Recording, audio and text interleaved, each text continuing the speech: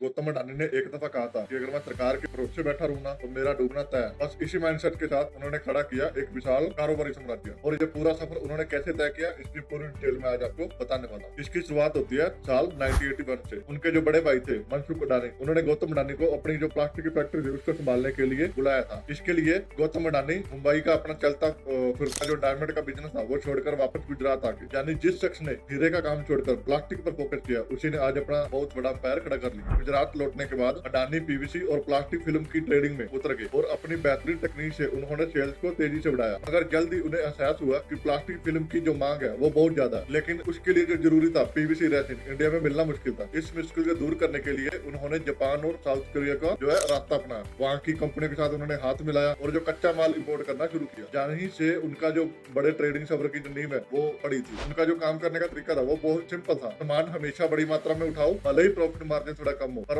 माल की जो रोटेशन थी वो फास्ट होनी चाहिए। मतलब माल जो है वो जल्दी से निकलना चाहिए। इसी फॉर्मूले की बदौलत उनका जो कारोबार दिन दुगनी रात चुगनी बढ़ा और उनके जो ऑर्डर थे 1000 मैट्रिक टन से जंप करके सीधे 40,000 मैट्रिक टन तक पहुंच गए थे। 80 के दशक में जो इंडिया के सरकारी पोर्ट थे जैसे कांडला और मुंबई काफी धीरे काम करते थे। उन पोर्ट्स पे जो समुद्री जहाज होते थे उनको खाली होने में कई हफ्ते लग जाते थे। और अडानी का जो बिजनेस था वो रफ्तार पे टिका हुआ था कि जो काम है वो जल्दी से जल्द होना चाहिए। और इसी कारण से उन्हें साल का लगभग 10 करोड़ के आसपास का जो नुकसान है वो झेलना पड़ रहा था। और तभी गौतम अडानी को समझ आया कि अगर मैं सरकारी सिस्टम के सहारे बैठा रहा तो मेरा बिजनेस कभी ग्रो कर ही नहीं पाएगा। इससे अच्छा है कि वो अपना खुद का पोर्ट तैयार करें। और उन्होंने किया भी वही। गुजरात में जो कच्छ का एरिया है वहाँ के समुद्र के किनारे उनकी कुछ जमीन वहाँ पे पड़ी हुई थी। वहाँ उन्होंने खुद का एक निजी पोर्ट जो है खड़ा किया, जो साल के तकरीबन 31,000 रुपए का रेवेन्यू कमाता है। जब ये पोर्ट शुरू हुआ था, जहाँ काम इतनी तेजी से होता था कि सिर्फ अडानी नहीं बल्कि दूसरी कंपनियां भी अपना जो माल है वो मुद्रा से ही मंगाने लगी थी। असल में अडानी ने अपनी परेशानी हल करने के चक्कर में पूरे देश के इम्पोर्ट एक्सपोर्ट सेक्टर की एक बहुत बड़ी मुश्किल को दूर कर दिया था।